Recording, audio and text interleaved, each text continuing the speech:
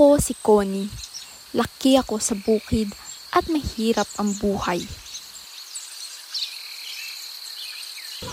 Nay, Tay, parang hindi ko yata kakayanin mamuhay doon na mag-isa. Ano? Hindi mo kaya manirahan doon mag-isa? Nakapagbenta na tayo ng lupa sa Cavite? Ay, walang Diyo. Ilang bunga na akong ginastosan niyan. Ilang bunga tayo nag-aasikaso ng dokumento mo pa Italy. Tapos kaya, hindi ka desidido? Carlos, tama na. Nasa pagkain na tayo. Tay, kung ako na lang po kaya. Ikaw? Ikakayanin mo ka. Bakit nagkain na rin ate mo na magbabakot-bakot kasi hindi desidido? Ako na tay, kaya ko. Sigurado ka? Magpapatulong po ako sa ninang. Eh sige, titingnan na lang kapag nandoon ka. Baka iti uwi-uwi mahumsi ka diyan. Alis ka na pala. Alagaan mo yung sarili mo ha. Huwag mo kakalimutan kumain lagi para hindi ka magkasakit. Tsaka huwag ka rin Huwag kang mag-alala. Susulat ako sa iyo. Mahal na mahal kita. Hindi kita kakalimutan. Noong una, si ate ang napagpasyahang mag-a-abroad, kaso hindi niya kinaya, kaya sa edad ng 16 ay ako ang nakipagsapalaran sa Italy.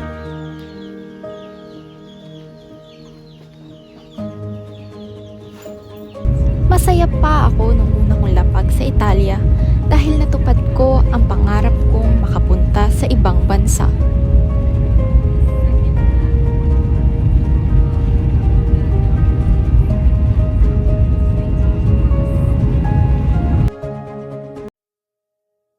Nakapasok ako sa una kong trabaho bilang katulong sa tulong ng ninang ko.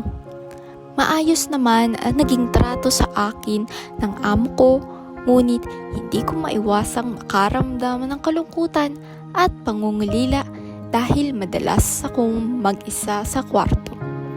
Hindi pa uso ang cellphone noon, kaya doble ang pangungulila kong nararanasan. Kung minsan ay nabisita ako sa ninang ko, ngunit Ba't ka andito?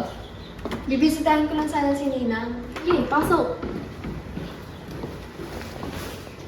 Ma! Andito si Connie!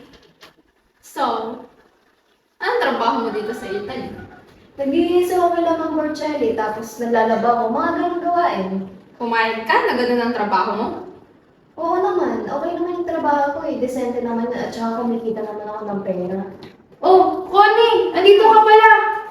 Padalaw lang po. Oh, kamusta naman ang trabaho mo kay Ma'am Borcelli? Okay naman po, mababait naman po sila sa akin eh. Salamat po ulit. Naku ba? Hindi yan totoo. Alam mo ba? Nakita ko yan sa bus. May kalampungang Italiano. Sweet na sweet sila. Ano?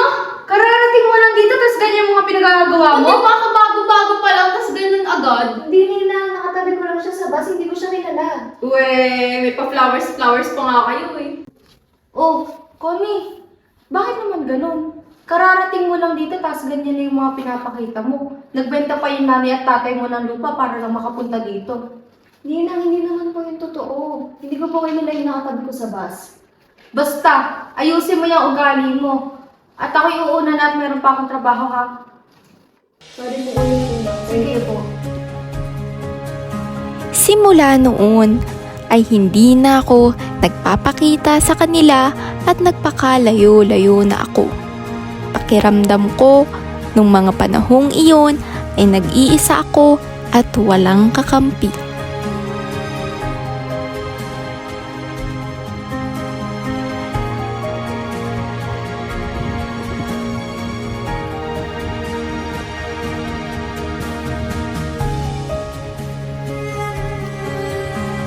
Nawalan ako ng trabaho at pinilit kong intindihin ang wikang Italiano, gaano man ito kahirap para makapaghanap buhay.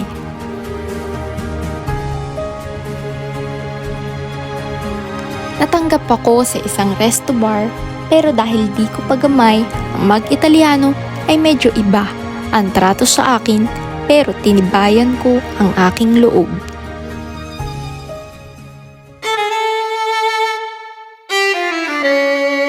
Connie! Ito, may sulat na dumating para sa'yo galing Pilipinas. Dear Connie, kamusta ka na dyan sa Italy? Nawain nasa mabuting kalagayan ka. Naisin ko mang ipagpatuloy ang relasyon natin ay paumanhin kung hindi na kita maihintay pa. Hindi ko kaya na malayo ka. Sumulat ako upang ipaalam sa'yo na malapit na akong ikasal. Nabuntis ko si Ina. Alam kong napakasama ko dahil kaibigan mo pa ang aking papakasalan, ngunit hindi ko na maiwasang mahulog ang loob ko sa kanya. Huwag mong kakalimutang alagaan ang iyong sarili. Nagmamahal, Tonyo. Makalipas ang ilang buwan, ay nakilala ko si Franco. Nagkaanak kami at naging isang pamilya. Ngunit hindi maiiwasang dumating ang mga pagsubok.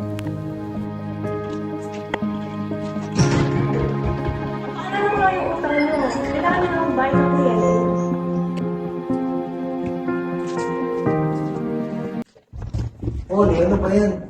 Yung utang ng asawa mo hindi pa nababayaran sa akin.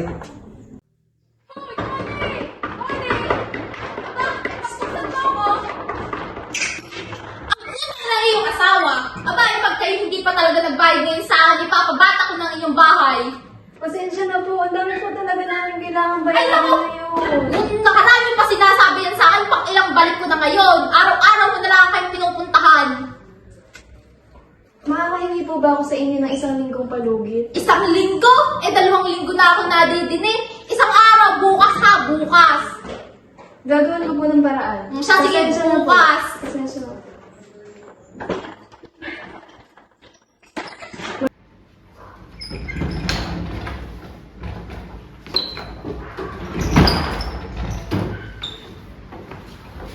Ano, saan ka na naman galing? Dumating dito yung mga naniningil ng mga utang mo. Ang dami-dami mo namang utang. Tapos ikaw, nasaan ka? Nasa sugalan ka na naman. Maghapon magdamag ka na doon. Ito na nga lang yung papasaya sa akin. Pinipigilan mo pa ako. Bakit? Papasaya mo pa ako dito sa bahay?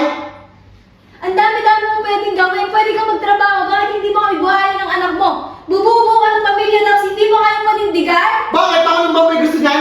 Di ba pinili mo rin yan?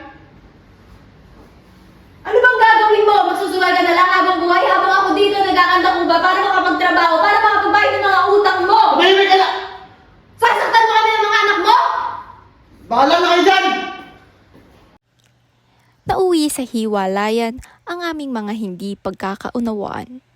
Buti na lang ay dumating si Kuya sa Italia noong mga panahong iyon, kaya't may katulong ako mag-alaga sa aking anak.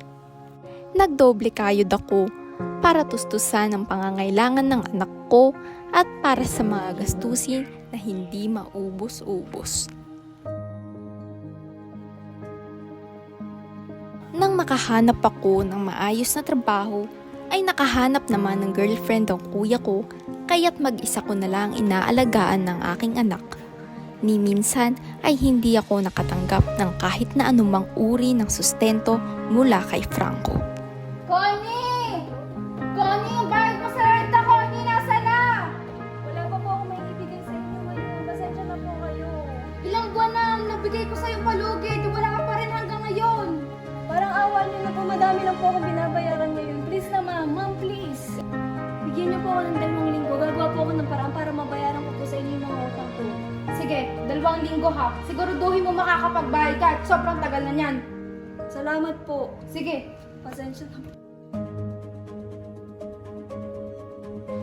Sa edad na 20 ay 10 resto bar na ang na-manage ko, kaya't sinubukan ko naman ang magtrabaho sa isang hotel. Nung una ay tagalinis lamang ako, ngunit sa loob ng 1.5 buwan ay nagawa kong baguhin ang dati ay pangit na customer feedback, bunga ng aking sipag at determinasyon. Dahil dito ay natuwa ang aming supervisor, kaya't na-promote ako bilang manager at pinamanage niya na rin sa akin ang isa niyang resto bar. Dito ko nakilala si Anton, isang pulis na aking naging kaibigan at naging kaagapay sa pagpapalaki kay Daniel. Sa kasalukuyan ay may 2 apo na ako at nakapangasawa ako ng isang Pinoy na dati ring OFW at masaya kaming naninirahan sa Italia.